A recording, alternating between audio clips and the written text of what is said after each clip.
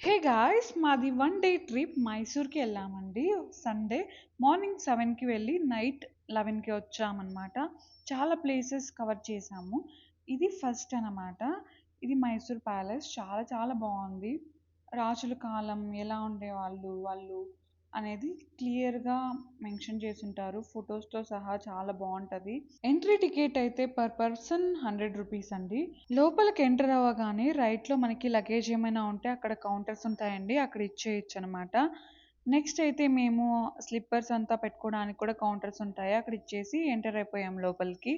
ఇక్కడైతే వాళ్ళు రాజుల సైన్యం అండ్ అలాగే ఈ మందిరం చాలా చాలా చాలా బాగుందండి. మెయింటెనెన్స్ అయితే చాలా బాగా నచ్చిందనమాట.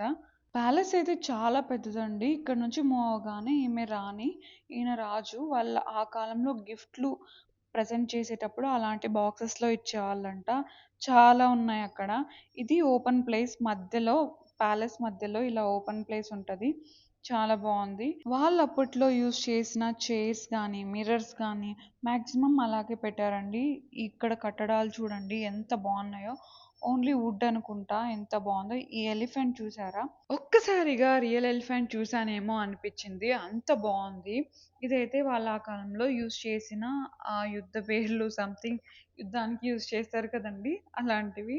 ఇంక అక్కడి నుంచి కొంచెం మూవ్ అవ్వగానే ఇలా లెఫ్ట్‌లో అంతా వాళ్ళు యూజ్ చేసినవి, లేకపోతే ఇలా చిన్న చిన్న స్టాచ్యూస్ పెట్టారండి. ఎంత బావున్నాయో క్యూట్‌గా. ఇదైతే రియల్ రాజు, పక్కన భటుడు అలా పెట్టారు బొమ్మల్లాగా. ఇంకా ఇదైతే వాళ్ళ మందిరం. ఇంకా వాళ్ళ డాన్స్ మందిరం గూడా వస్తదండి. నాట్య మందిరం సారీ. అది కూడా చాలా బావుంది అట్రాక్టివ్‌గా.